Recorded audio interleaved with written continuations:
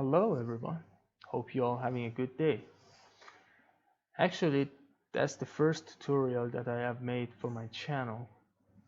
And the main topic of this video is about prerequisites that are needed for using Adobe Photoshop.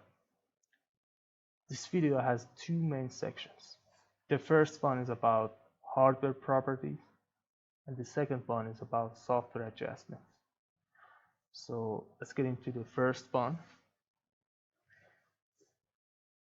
The first and most important thing is the type of storage that you are using on your computer. It's very important that you install your Photoshop software on SSD, because it's pretty obvious that SSD is much more faster than HDD, and it saves lots of time in case of loading, saving. Also, it can reduce the time that is needed for every single process in Photoshop. The next one is CPU.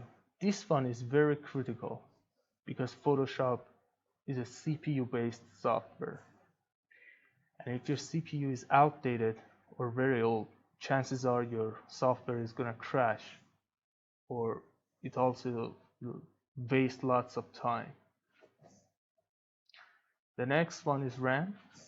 It's pretty clear, the higher the RAM is, the better everything works and saves lots of time. And the last thing I want to talk about is GPU. This one is important because if you do graphics-based tasks in Photoshop, like changing the perspective of a photo or using lasso tools, in case of synchronization, it helps a lot. I mean, it reduces the time and delay actually between what you actually doing and the kind of process that is being done at the same time. It reduces the delay. All right, that's it for this section. Let's get into the software adjustments. All right, for doing software adjustments, after you run your Photoshop, just go to Edit, Preferences, and then General. And from here, go to Performance. As you can see, there are a bunch of options here. I'm going to explain them for you. Memory usage. Actually, once you install Photoshop on your computer, your system will reserve a certain amount of memory for the software, and you can control it from here. It's usually better to keep it on 80%, but obviously if you increase this number, it's going to improve performance a lot. But the thing is, if you increase this too much and you have other apps open at the same time, they won't work properly. Next section, we have graphics processor settings. This one is not a big deal, but just leave it as it is. Here we have history and cache.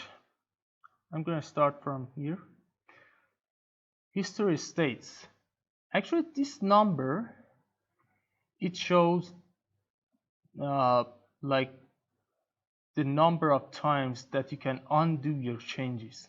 For example, 50 means you can undo your changes only 50 times. If you increase this, it's going to impact performance, and it totally depends on you, and you must see which number is proper for you.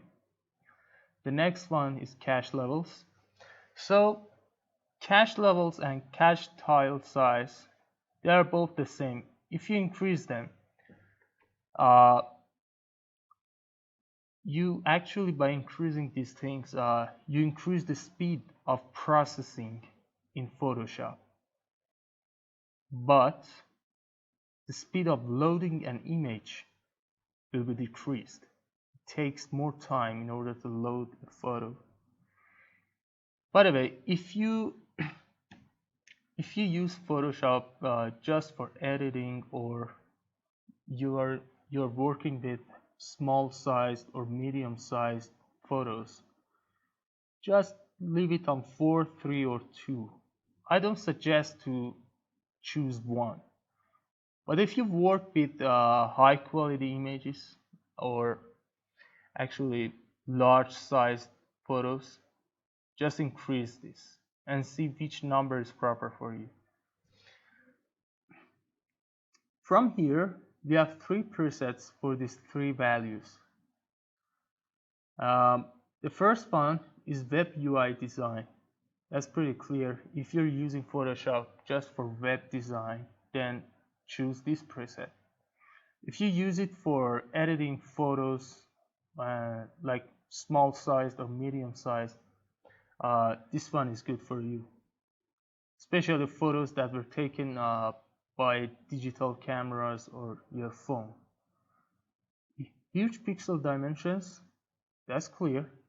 If you're working with huge stuff and heavy documents, this one is the best for you.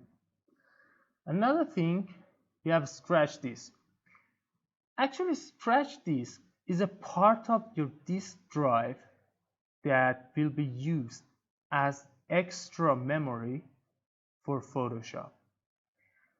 If Photoshop runs out of reserved memory, it will use a scratch disk at a certain drive. For example, for me it's C. It will use it as extra memory, and you can easily choose which one must be used as scratch disk. You can see here's startup thing here. It's saying that your Windows is installed here on this drive. If you have SSD, it doesn't matter if you choose this one, but if you don't, it's better to choose something different from your Windows partition. Alright, that's it for now. If you think this video was useful, please like, comment, and subscribe to my channel, and see you next time. Peace.